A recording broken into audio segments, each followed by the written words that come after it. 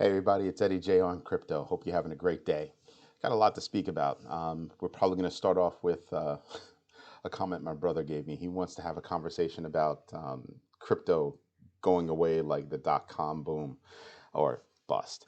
You have the Cent, an NFT marketplace, had some issues and had to do a couple of things. Coinbase. Now, this one is interesting, so we're just going to start right here. Coinbase hired a new VP of global regulatory policy. Wanted to get that straight. This person happens to be a former SEC official. So, do you think they're getting serious with what they have to do on a global scale, no less? Something else that kind of piggybacks on that is the fact that they hired about 2,000 more employees. Pretty sure they're going to be starting something, just like Michael used to say. Kraken Intelligence. I've been telling you guys about Cardano for a while, and that I actually like Cardano, and it's kind of a cool thing. Um, I like the platform. I like the speed. I like how they're moving as a company, what they're doing, the kind of deals that they're cutting, the kind of partnerships that they're making. And guess what? Kraken Intelligence has identified Cardano as a leading, not the leading, but a leading layer one. They cited the different partnerships with different governments around the world, especially in Africa. Um, they also noted something else that I thought was more important. It was the fact that whenever they approach something on their roadmap, they get it done. Might have to have a significant wait time for them to actually get it done. But thus far, every time they've delivered something, it has been exactly what they've said. They've been able to reap the reward because they've delivered exactly what they said they were going to deliver. So that's kind of a big deal to me. So I'm just looking at that and I'm going, yep, I'm right. Cardano is going to have a lot to do in 2022. So I think that's going to be mad cool. Um, this is actually pretty funny. So we all know that in Russia, Putin is the man. But apparently, the Russian bank hasn't quite got that memo yet, and they're still arguing over, the whole cryptocurrency Bitcoin thing. Tap your brakes. Pretty sure everything's going to work out exactly the way Putin wanted it. I think they just want to make sure that, their voice is heard in terms of what's going on. In relation to that, there actually was a trial launch of the digital ruble, and so far it's going well. So that says a lot about what Russia's doing. Russia's in a precarious situation where they can't do a lot, but they have to do something. And truthfully, I think they're just biding their time on this whole Ukraine thing. So if they don't invade now, I think they're going to wind up invading later. And the reason why I say so is because they are making big moves to embrace crypto. And like I said, if you want to move money outside of sanctions, it's going to be crypto because it would be hard for you to actually identify the wallet and who has that wallet. So you can definitely see how many wallets have X amount of money. You can start to pinpoint where that money is being used, where that money is being moved, just because you can watch the blockchain. So, but it would be a little bit more difficult for the United States and the rest of the world to, kind of hamper, those money movements. That said, could still most likely can still be done, but I think it would prove to be incredibly difficult.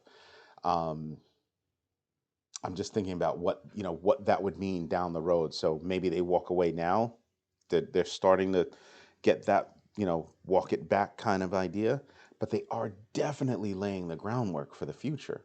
So that's something to pay attention to. So get comfortable right now. I wouldn't. I'd still be paying attention to that. I think it's going to wind up going away. That whole Ukraine situation right now, but I think it's going to rear its ugly head again in the future, the same way that it did when they took over Crimea. So that's something to think about. The Cent is a NFT marketplace, and they've been forced to actually suspend sales, and it bites because the reason why they had to suspend sales is because of plagiarism, right? And the big one, wash trading. Wash trading was when you actually try, the buyer is the same person as the seller, and they're just trying to make it look like there's history to the art.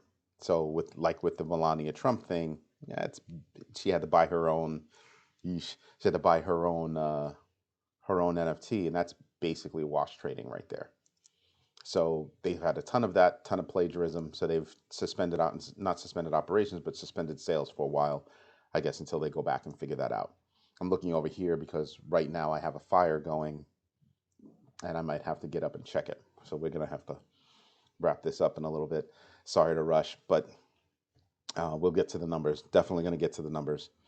Um, so my brother wanted to have a conversation about crypto going the way of the dot com, right? There was a whole dot com bust. And I explained to him, it could, and it did. It happened in the past, right? Remember when Bitcoin, busted all the way down to like, what was it, like $3,000? And then it came back and went all the way up to 69. The difference between now and then is you have a lot more projects going on. You have a lot more involvement in the space going on. And there's this one little thing called NFTs. Sounds strange, but sounds like a fad. But that fad has brought a lot of people into the crypto space, and that means something. So, could there still be a dot com bust, for the crypto space? Highly possible. In my opinion, also highly doubtful. Hence, I'm still invested in cryptocurrencies. Um, Again, I look at everything in terms of is it connective tissue? What kind of research is going on? What kind of deals are they making? How can the technology be used? Who's using the technology? What kind of community do they have around everything? And I keep repeating this because I want to drill into my kids' heads that you have to do your own research. And by doing your own research, you start to master a certain space, right? You start to understand that. Yesterday I said, you should only do, but X number of coins, because beyond that, you're just playing a numbers game. It's better to keep it small, or at least for me, I try to keep it small, understand the coins that I'm invested in, and keep it at that. If something else comes along, then I look to see, is there a slot open where I can slide this one in? If not, I put that, maybe I'll get it, but I'll put it in the, I really don't care bucket just yet. And maybe that's something that, I'll trade on not on a daily, but I'll trade on ups and downs, or try to trade on ups and downs. So there's a lot that goes on. There's a lot that goes into it, but really do your own research and don't be afraid to do so. You should always do your own research. You hear everybody talking about, Bitcoin and all the altcoins and all this. Good. Pick out the ones you're interested in, do research on those respective projects, and see if you actually would you invest in this company, right? Because that's literally what you're saying. I'm going to buy some coins because I think this company is going to go up. Well, I'm going to buy some coins because I think this company is going to go up and the value of the coins is going to go up. That's what we're talking about. Wouldn't it be interesting if Coinbase had a coin? Anyway, that's a totally different subject, but I just had to get it out. Let's get to the numbers because I think you're going to be really happy. So right now we're sitting at 51. So we went from uh, the 30 somethings shot up to the 40 somethings, hit 50, came back down to 44, and now we're resting at 51. This is what I mean by people are starting to really get into crypto. People that weren't into crypto are starting to do the research. My friend Amber, she was not into crypto, and she was not pleased that I was telling her about this stuff and she didn't know anything about it. And so she went out, did some research, took $250 and bought some cryptos that I recommended and that she did research on. Not just the fact that I recommended a couple of those, but because she did the research on them and said, you know what, I like that one. This one, I'm just going to do it because Eddie said so, because, he's got that. But mostly she did her own research, and that's really all I want. That's what I want my kids to do, and that's what I want, myself to do, and I try to keep to that. So anyway, fear and greed, 51 out of 100, not bad. I'm suspecting that it'll go up again. If you look at everything right now, pretty much in the green, Bitcoin at 44,234. Some of the darker greens because, ETH had a deeper move, or a larger move, 3.8% for BTC, 7.86 for them. Oh, I didn't do something. Oh, don't be mad at me. Let's see. Let's go over here to winners and losers. And you can obviously tell that the winners are beating the losers by leaps and bounds, right? From all the way from 28% down to 11, and from over here 25. But you get to zeros -2, I'd say is pretty much flat. So you get to that real fast, before you even get out of the top 5 losers. So that's something to talk about. But I do want to take a look to see, like we do every day, to see, is there anything in here that we should be paying attention to? Is there anybody at this level that's like, but not seeing anything? Not surprising, because you have a lot of zeros that aren't doing anything. Basically, yeah, those are mostly the stable coins that are just sitting there. Um, Looking at the winners, you kind of say, well, what are the winners that you want to pay attention to? Mana is Decentraland. Gala is doing really big things. Pay attention to Gala. I'm telling you, pay attention to Gala. I think 2022, you're just going to see certain ones explode, and this is one of them. Just pay attention to Gala. Um, Definitely pay attention to Mana. Pay attention to the Sand. There are a few of them that I'm just like, wow. Avalanche is another one that I'm paying attention to. Obviously, I'm all about Polygon. Um, yes, I have some Bitcoin, but I'm all about the Polygon, all about Matic. Why? Because they're just awesome. You just take a look at what they're doing. One of these days, I'll do a deep dive and we'll walk through who's on their platform, how fast things are going, everything else. Another one to pay attention to is Solana. But like I said before, for me, Solana is one of those things where it's got a higher price tag, so I can make money on it for sure. But I'm paying attention to those that can offer me multiples, and I think Gala fits into that multiple space.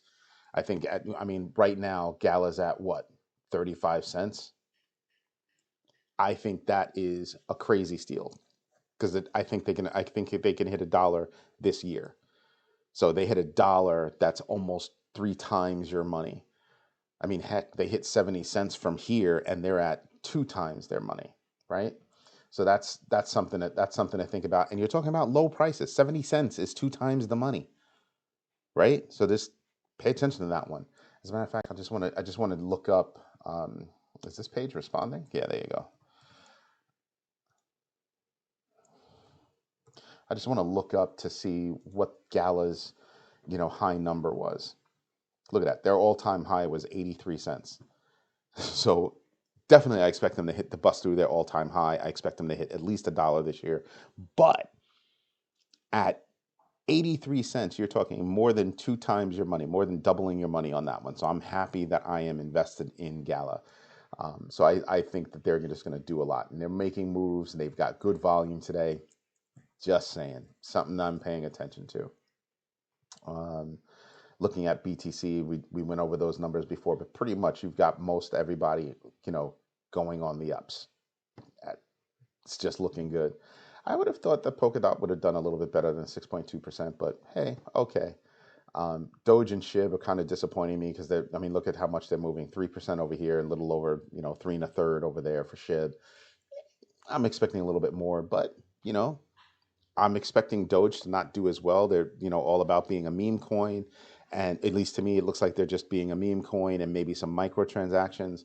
But you see SHIB making moves and really laying the groundwork for a pretty solid future. So I think that's something to pay attention to. Matic, again, almost 10.5% on a move in a day. That means yesterday you could have made some money if you'd invested yesterday, or heck, yeah, 24 hours invested yesterday. Boom, you're up 10%. Your bank's not doing that. I'm just saying. So, Mike, you asked me when is when or if cryptocurrency is going to have a bust. I don't think so.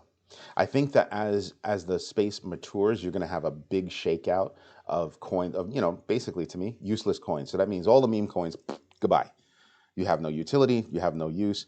And then just like the banks, you'll just start to see coins fall off and other coins grow, coins fall off, other coins grow, as projects maneuver to get better, new things happen, new deals, this, that, and the other. And I think eventually you'll see a shakeout of a lot of coins. I mean, you're talking about what, thousands of coins that are out there right now. I think sooner or later you'll get down the hundreds, because there are a lot of things that actually have usefulness to them, specific usefulness, and that'll kind of shape the market. Anyway, this is Eddie J on crypto. Do me a favor, show my kids that this actually means something to you.